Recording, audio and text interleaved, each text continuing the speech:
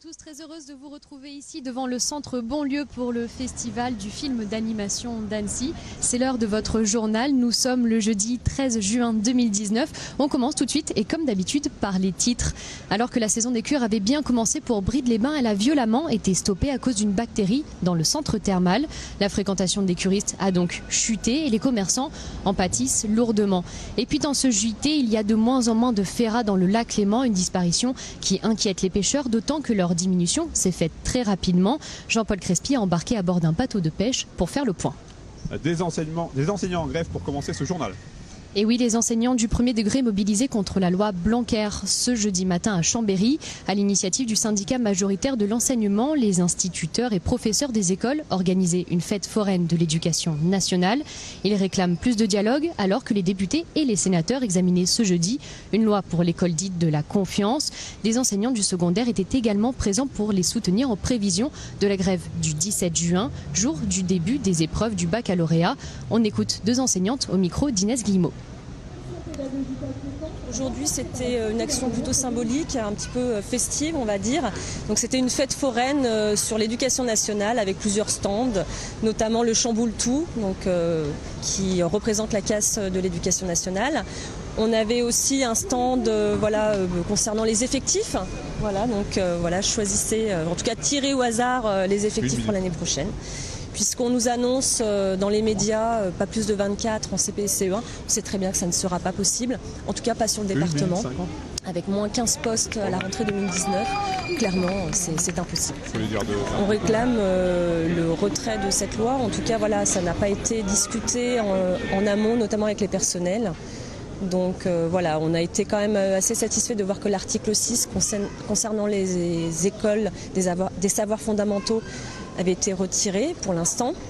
Mais on aimerait en tout cas avoir des discussions et que le ministre écoute les personnels. On commence à s'apercevoir de la mise en place de ce que notre ministre veut imposer, la mise en place réelle et locale dans les établissements qui commence à être plus que pénible, avec des pertes de postes pour certains de nos collègues. Donc c'est pour ça qu'on est ici aujourd'hui et qu'on sera présent aussi d'autres jours, donc notamment lundi prochain, le 17, avec un appel à la grève le jour où débute le bac. On sera présent aussi le 27, le jour où débute le brevet pour les collégiens, en demandant que des négociations s'ouvrent et que le ministre accepte de nous rencontrer pour mettre sur la table tous les problèmes qu'on évoque depuis déjà plusieurs semaines. La station thermale de Bride-les-Bains est en grande difficulté. Et oui, les commerçants de la commune tirent la sonnette d'alarme. Une bactérie empêche la réouverture des thermes de la ville. Un manque d'activité qui a des conséquences redoutables sur leur chiffre d'affaires. Alors ils se sont alliés en collectif pour tenter de faire face. Mais la situation reste critique. On fait le point avec ce reportage. Du boulot, les commerçants de Bride-les-Bains aimeraient en avoir plus. Depuis près de 2 mois, les thermes de la ville sont en grande partie fermés à cause d'une bactérie détectée dans un des réservoirs de la cure. Conséquence, les 2/3 des curistes sont absents et les commerçants subissent de plein fouet le manque d'activité. Nous avons besoin d'avoir du monde pour tourner. De toute façon, les commerces tournent avec du monde et étant donné que là, les cures sont fermées, nous perdons jusqu'à 600, 800 personnes par jour. Voilà, quoi. Et c'est les 2/3 des ventes qui sont en chute libre. On a 2/3 de pertes, quoi. 4 hôtels de la commune ont déjà fermé. À l'Altis-Valvert, seulement 7 employés sur 15 sont présents. Une situation qui afflige la gérante. 50% des employés n'ont pas pu intégrer l'établissement depuis le mois de mai. Et ceux qui sont là sont en chômage partiel, donc avec des baisses de salaire conséquentes, malheureusement pour eux aussi. On avait une belle activité et d'un coup tout s'est arrêté. Pour faire face tant bien que mal, les commerçants se sont rassemblés en collectif. Principale demande, une date fixe d'ouverture ou de fermeture des thermes qui est chaque semaine reportée. Aujourd'hui, il faut savoir où on va. Donc on demande une date ou tout simplement de savoir combien de temps ça va durer. Est-ce qu'ils ne vont pas prendre une solution drastique à un moment et nous donner une réponse, quoi. Ils ne nous donnent pas de réponse. Aujourd'hui, vous savez, la meilleure des choses, il est évident pour nous, c'est que ça ouvre. Ça c'est clair, tout le monde l'attend et que ça ouvre rapidement. La deuxième solution, c'est que ça ferme. C'est pas génial. Ça c'est sûr que c'est à la limite de la catastrophe. Mais on a des solutions pour rebondir, quoi. Et la pire des solutions, en tout cas, c'est ce qui se passe aujourd'hui, c'est-à-dire l'indécision. Et devant cette indécision, on est tous complètement paumés. Les clients sont paumés, les employés employés le sont, les entreprises le sont, les banques le sont. 200 emplois ont déjà été impactés. Tous espèrent que la situation sera bientôt réglée et que l'activité de la ville reprendra son cours. Appréciées pour leur chair, les féras du lac sont un emblème du lac Léman. Problème, elles sont donc de moins en moins nombreuses. Leur disparition dans les filets inquiète les pêcheurs qui mettent en péril l'ensemble des pêcheries lémaniques. On fait le point avec ce reportage de Jean-Paul Crespi. La féra, le poisson emblématique du Léman, est devenu très rare dans les filets des pêcheurs. Une disparition qui menace très sérieusement l'ensemble des pêcheries lémaniques. Depuis 2013 et après une augmentation continue des prises qui a culminé avec 2 années records, 1145 tonnes de poissons ont été pêchées en 2015. La chute s'est amorcée et la tendance s'est accélérée. La pêche à la féra a accusé une diminution de 35% par rapport aux 736 tonnes pêchées en 2016, puis une baisse de 50% des prises dans les filets en 2018. Et en ce début de saison, la féra est toujours absente des filets des pêcheurs. On a connu l'Eldorado il y a 5 ans et on connaît la misère aujourd'hui. Voilà. Donc on préférerait connaître une situation normale et régulière forcément tous les ans. Et ce serait beaucoup plus facile à gérer que d'avoir des excès de production et puis des sous-productions. C'est extrêmement compliqué. Après, ça a toujours été les aléas de ce métier-là. La meilleure année de pêche, c'était 2013-2014. Voilà, quelques années après, vous êtes à zéro, quoi. Donc c'est venu de façon extrêmement brutale. Les raisons avancées pour comprendre cette brutale diminution de la population de féra semblent être multiples et encore méconnues, malgré les suivis scientifiques.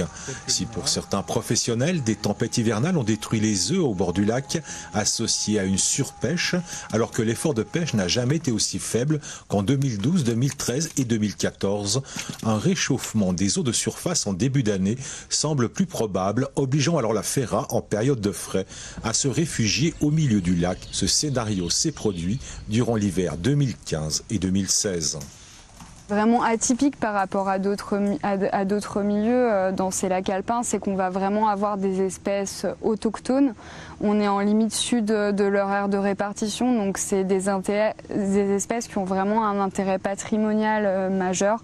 Les pêcheurs sont très attachés à cette ressource. Donc il y a vraiment un intérêt sociétal derrière, je trouve, par rapport à peut-être d'autres milieux où vous n'allez pas forcément avoir des espèces endémiques et à forte valeur économique comme on a sur ces lacs.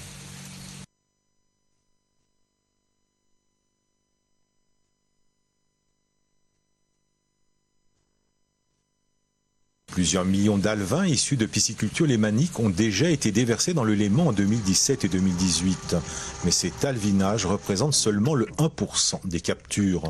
Pour les plus optimistes des pêcheurs, la population de féra, poissons sensibles aux évolutions climatiques, devrait ces prochaines années se densifier grâce à l'évolution du cadre légal.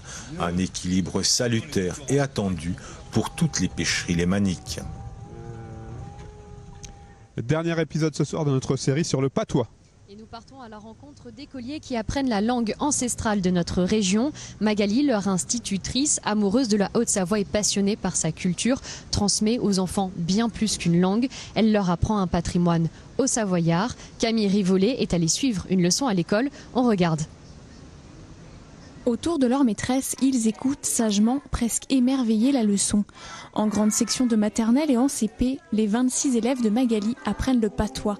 Et pas n'importe quoi en patois, des fables, comptines et histoires drôles.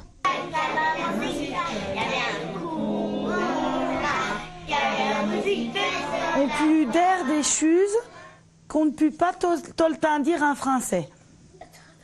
Et on a après la chanson de rat. C'est des aux parents que de prendre la chanson peut dire qu'on rat à la musique à Zolakwa, qui pète. Et vont me guetter à oué du gros jouer danse, pour me dire, t'es qui extarisante. Mais danse, les petits sont tout contents et fa plaisir, il n'y a pas, et fa pas d'histoire. Mots de vocabulaire utiles, expressions ou mise en situation d'une scène de vie, Magali varie les méthodes d'apprentissage pour qu'elles soient toujours ludiques et captivantes. Le résultat est là, tous les petits sont très enthousiastes d'apprendre cette langue. J'apprends des chansons savoyards, j'aime bien. Parce que c'est une langue que j'ai jamais appris, du coup j'ai envie de l'apprendre. C'est marrant d'apprendre une autre langue alors qu'on a déjà une langue qu'on parle normalement. Mais moi, ça me fait bizarre. Magali commence le patois très jeune, à l'âge de 12 ans. Très vite, elle en tombe amoureuse. Des années plus tard, elle décide donc de l'enseigner à ses propres élèves. Depuis 8 ans, au-delà de la langue franco-provençale, elle apprend aux élèves plus qu'un dialecte, un patrimoine culturel local. Lupciu, puvant mieux savait, maintenant qui se passe bien le temps. Et puis, il y a aussi leur faire vie, clalawa et Dieu, et on côtieux. Et qu'on pu, on peut faire des moyens de choses à ouer la langue, mis ma main, se faire plaisir à l'école. Récemment, les élèves ont participé au concours Constantin des Ormeaux des écoles. Grâce à une série de scénettes comparant la vie d'autrefois à celle de maintenant, ils ont remporté un prix pour les récompenser, celui d'un travail de recherche de qualité. Avant de se quitter, une dernière information. Météo France annonce un épisode tempétueux sur la Haute-Savoie. Des rafales de vent pourraient souffler jusqu'à 150 km/h des 4000 mètres d'altitude la nuit prochaine. Le préfet appelle les pratiquants à la montagne à la plus grande vigilance. Voilà, c'est la fin de ce journal. Merci de votre fidélité. Demain, j'aurai le plaisir de vous retrouver dans les studios de 8 Mont Blanc. D'ici là, passez une très très bonne soirée.